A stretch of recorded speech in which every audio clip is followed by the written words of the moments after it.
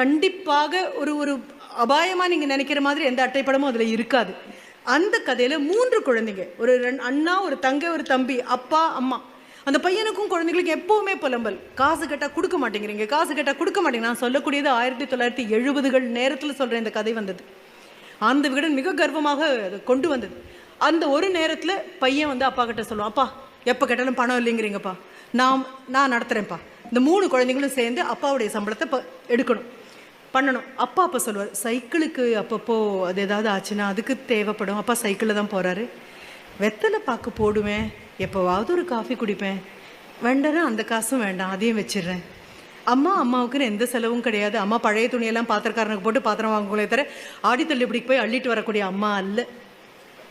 எல்லாத்தையும் நகர்த்தி நகர்த்தி கடைசியில் இந்த குழந்தைங்க வரும். இந்த பையனுக்கு அப்போ தான் மூச்சு முட்டுற மாதிரி இருக்கும். அப்பா எப்படி சமாளிச்சாரு, விருந்தாளிகள் வந்து உட்காந்தாங்க எப்படி சமாளிச்சாரு, வியாதி வந்தது எப்படி சமாளிச்சாரு, பிறந்த நாள் எப்படி சமாளிச்சாரு, விழாக்கள் வந்தது எப்படி சமாளிச்சாரு, எல்லாருக்கும் வாங்கி கொடுத்தாரு, ஒரு நாளும் பஞ்சம் சொன்னது இல்லையே அப்படின்னு சொல்லி தோணும். பள்ளிக்கூடத்தில் போட்டி நடக்கும். போட்டியில் அந்த பையன் முதல் பரிசு கட்டுரை போட்டியில் வாங்குவான். முதல் பரிசுக்கு புத்தகம் கொடுக்குறேன்னு சொல்லும்போது ஹெச்எம் கிட்ட போய் கேட்பான், எனக்கு புத்தகம் வேண்டாம், பணமாக கொடுங்க. அப்போ அவருக்கு சொல்லுவார், பணமாக கொடுக்கணுமா, எதுக்குடா?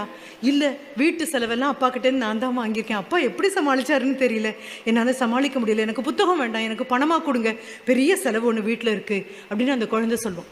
சொல்லி அந்த 1 மாத காலத்தை ஓட்டினதுக்கப்புறம் அந்த குழந்தைங்க பெற்றோராக இருப்பது எவ்வளவு கஷ்டமான காரியம்னு அந்த குழந்தைங்க புரிஞ்சுக்குவாங்க.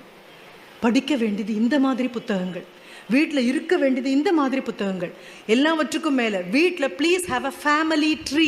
நான் சொல்கிறது புரியுதா? வாரன் ஹேஸ்டிங்ஸ் வந்துட்டு போனதும், ராபர்ட் கிளைவ் வந்துட்டு போனதும் அல்ல நம்மளுடைய வரலாறு. உங்களுடைய அப்பா, அவருடைய அப்பா, அவருடைய அப்பா, அம்மா அப்பா 2 பகுதியிலையும் எத்தனை தியாகங்களை பண்ணி குழந்தை இந்த பள்ளிக்கூடத்தில் வந்து சேர்ந்துருக்கு அப்படின்னு தெரியணும்னா அவர்களுடைய பிழகை குடும்ப வரலாறு குழந்தைக்கு தெரியணும். இதில் நான் ஜாதியை சொல்லலை, மதத்தை சொல்லலை, மொழியை சொல்லலை.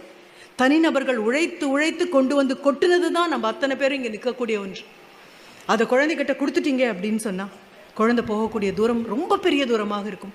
10 பருவத்து குழந்தைகள் வெளியில் இருக்கக்கூடிய தாக்கம் ரொம்ப அதிகம். பாடம் மனதுக்குள்ளே போகிறதில்ல, ஆனால் நடிகையை பற்றி தெரியுது, நடிகரை பற்றி தெரியுது, அவர்களுடைய வாழ்க்கையை பற்றி தெரியுது, புதியதாக நடிகைகள் என்ன ஆடை அணிந்து கொண்டிருக்கிறார்கள் அப்படின்னு தெரியுது. இவை எல்லாமே தெரியுதுன்னா அவை எல்லாம் கவர்ச்சியாக இருப்பதால் அவை எல்லாம் தெரிகிறது. வேறு வழி இல்லை. உண்மைக்கு கவர்ச்சி நாம் சேர்த்தாக வேண்டிய கட்டாயத்தில் இருக்கிறோம். பொய் தான் அழகாக இருக்கும், உண்மைக்கு அழகு தேவையில்லை. இல்லை, உண்மைக்கும் நாம் அழகு சேர்க்க வேண்டிய ஒரு கட்டாயம்.